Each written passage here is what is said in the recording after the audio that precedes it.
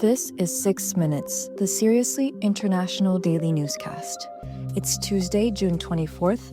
I'm Emma Albright.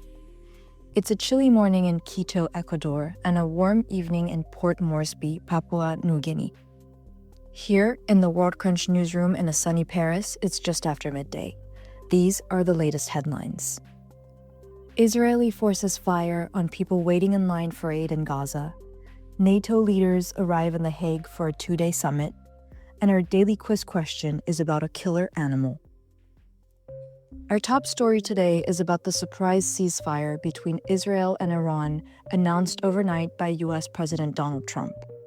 It is not clear early Tuesday if the ceasefire will hold, as Israeli Defense Minister Israel Katz said he had ordered the military to strike Tehran in response to what he said were missiles fired by Iran in a violation of the ceasefire. Both Israel and Iran had confirmed the ceasefire after it was announced by Trump, following a limited Iranian attack on US airbase in Qatar.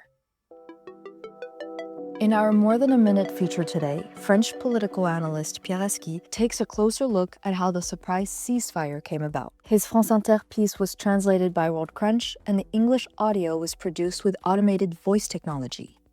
Pierre, tell us about how Trump seized an opportunity to attempt to end the war.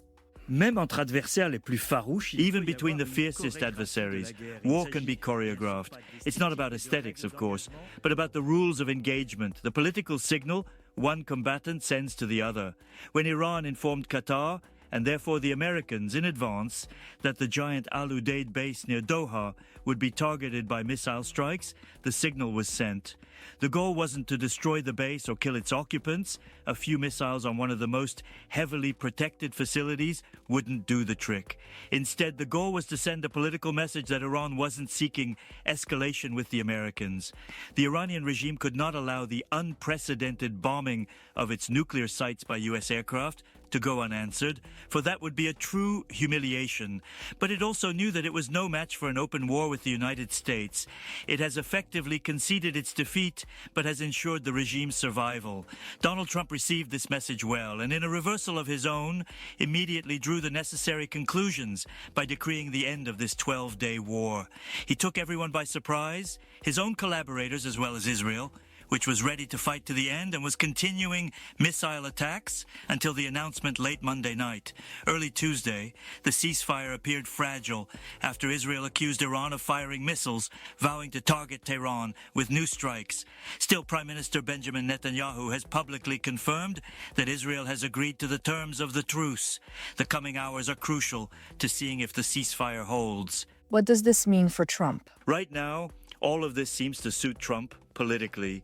He was careful to present Sunday's bombing as a single act, not the start of a war. A portion of his voters is already very upset by this military operation, and Trump risked losing them by escalating the situation after his numerous prior declarations that he wanted to end, not start, wars. It would have been a different story if there had been American casualties in the Iranian missile attacks last night. There is a precedent. In 2019, during Trump's first term, Iran shot down a $130 million American drone. A U.S. retaliation against Iranian bases had been planned, but Donald Trump canceled it.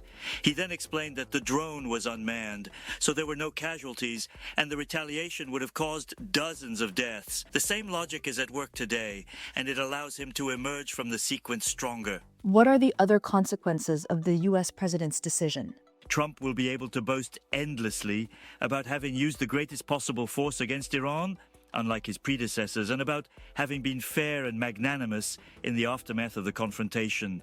The political benefit is obvious. In the process, he's pulling the rug out from under Benjamin Netanyahu's feet. The Israeli Prime Minister wasn't on the same page.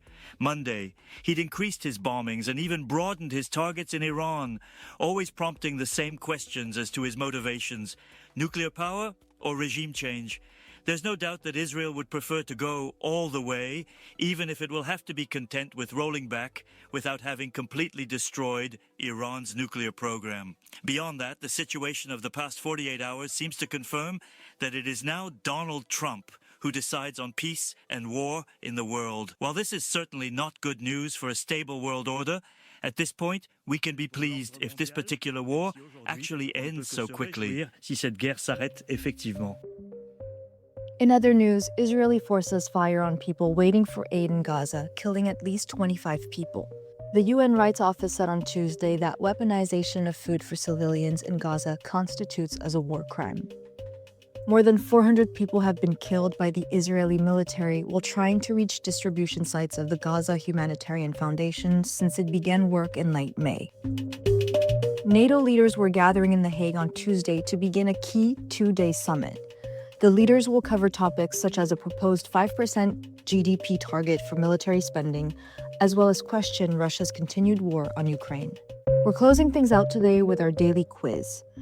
Using drones, marine researchers have documented a very peculiar type of behavior in killer whales. What is it? A. They hula hoop with bubble rings. B. They decorate their dorsal fins with shells. C. They give each other back rubs. Or D. They wail in three-part harmony. The correct answer is C. Researchers from the University of Exeter and the Center for Whale Research in Washington State have observed killer whales in the North Pacific giving each other massages, selecting and biting off kelp. They then placed a tube-shaped piece of seaweed onto the back of another whale, possibly for hygiene or social bonding, a rare example of tool use in marine mammals. That's the latest from around the world. For more of the best of the international press delivered exclusively in English, visit us at worldcrunch.com. We'll see you here tomorrow. À demain.